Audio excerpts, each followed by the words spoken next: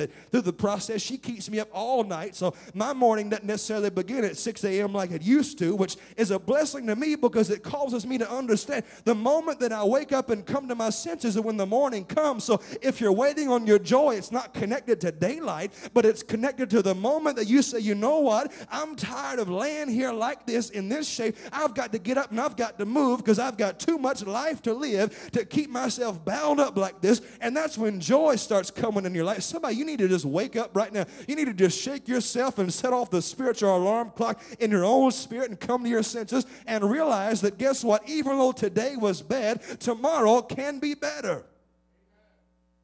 We're talking about recession. Recession, it wants to take away your position and cause you to lose your peace. But it goes further. What does it say in 26? And the king of Israel, passing by upon the wall, and a woman cried to him, help my Lord, O king. Wow. Now we understand why they're in recession in the first place. The woman came to the king that was a human, the man, looking for help. Because the king is supposed to be the one with the wealth, and what she needed, it was in his pocketbook. And I'm trying to not just preach it too long tonight because I love to, and you know me anyway, but I can understand why we're in recession.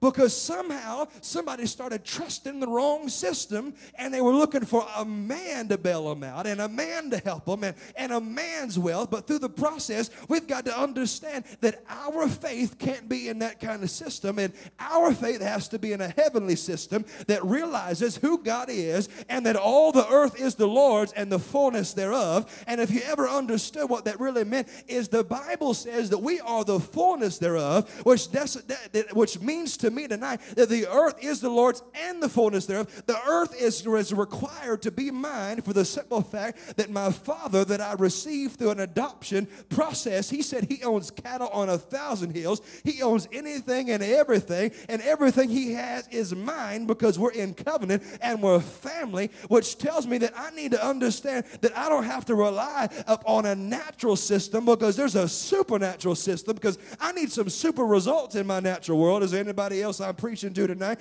I need God to step in and make ways where there is no other way. And if I could understand my position is with him, and because I'm with him, doesn't matter who is against me because God is for me. He said he would cause my enemies to leave 7 different ways. He said that he would cause men to be blessings unto me, that he would cause it to overtake me. And if I even tried to outrun it, he said it would just hunt me down because God is that good. That's the system we need to trust, where we understand that God is the only one that can take what all the king's horses and all the king's men couldn't put back together again. He can take the shattered pieces of a life you've destroyed and put it and wrap it all the way back up together and give you purpose and give you testimony through the course of your life. Is there anybody God's done anything for? I'm talking to somebody right now that has enough faith to believe that even though the troubles and the pressures and the things of this present world, they can't be compared to the glory that shall be revealed. And you and I, why?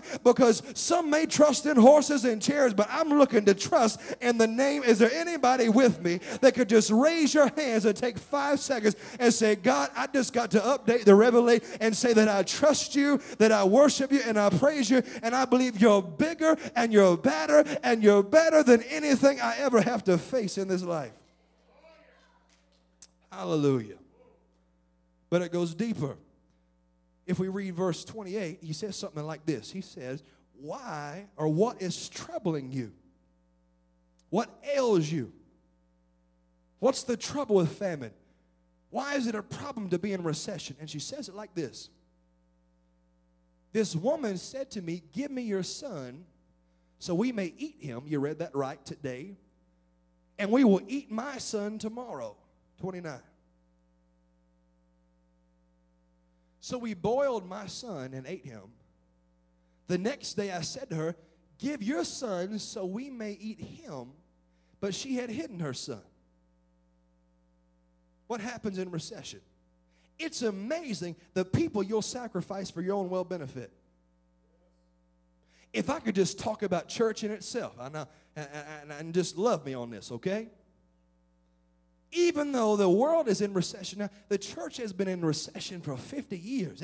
I'm talking about things have been going down for a while. And it amazes me because people are just now, it's just really starting to show up. But what happens in recession is that you'll sacrifice the next generation to assure that your generation survives. And what we've done is we've had great church, but we've let our kids die and go to hell.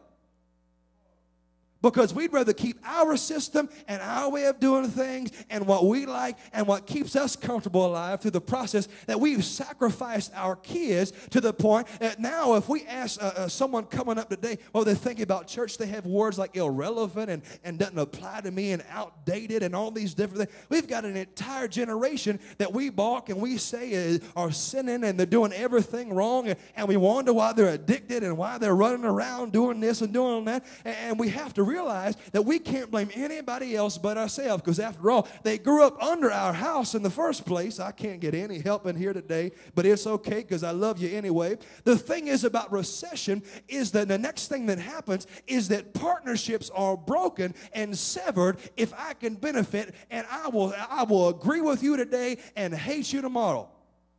Which means if I've got to split your church to grow mine, so be it, whatever keeps me alive. The agreement was, I'll sacrifice today if you sacrifice tomorrow. And when tomorrow came, the person she was counting on had already skipped town and ran away.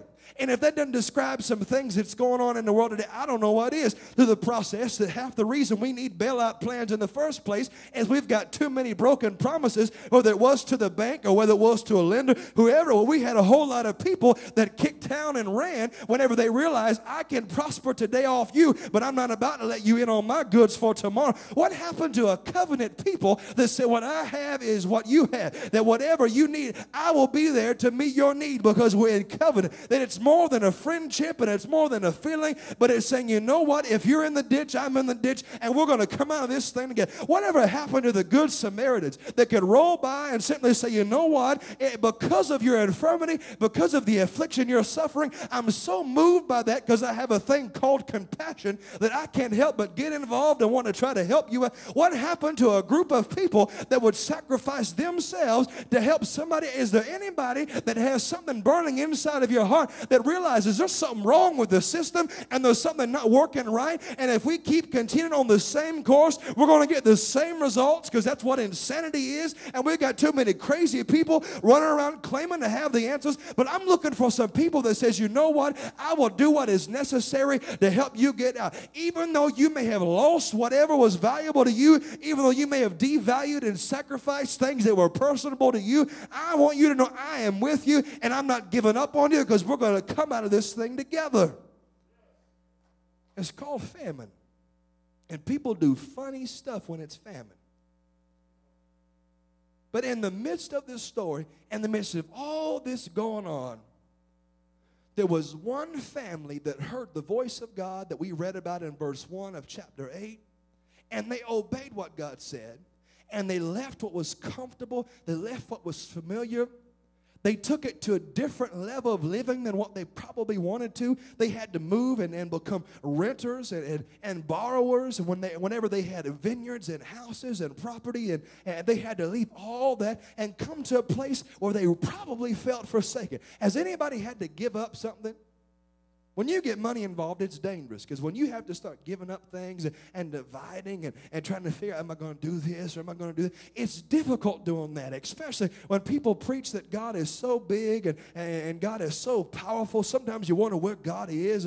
And through the process, this woman was faithful, and she didn't question why, because she understood her position. And it gave her a peace to realize that God, even though he might be trimming the vine back right now, it's not to keep me from growing, as it says in John chapter 15, but it's so that I may produce more fruit. Because there's something about people that have a lot. If you get comfortable with having a lot, you don't want to ever go back to a different level of living. And it really takes God to step down and say, God, whatever you want, I will do it. And she did it. And what happened? Verse 3, chapter 8, verse 3. Let's read this together. 3 more verses. And at the end of 7 years, the woman returned from the land of the Philistines, and she went to appeal to the king for her house and land. Hold on just a second.